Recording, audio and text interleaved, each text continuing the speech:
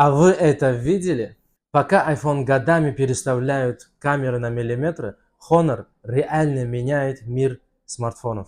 Honor представил новый концепт смартфона, и это настоящий разрыв шаблонов. С первого взгляда, похожий телефон на 17 Pro Max превращается в нечто из будущего. К вашему вниманию, впервые в мире робот-фон с искусственным интеллектом. Это больше не просто кусок стекла и пластика, а ваш личный карманный дроид. Этот гаджет умеет сам поворачиваться к вам, когда вы заходите в комнату. Он автоматически ловит ваше лицо и всегда держит вас в центре кадра во время видеозвонков, даже если вы ходите по дому. Он реагирует на команды не просто звуком, а действием. Как вам такой поворот?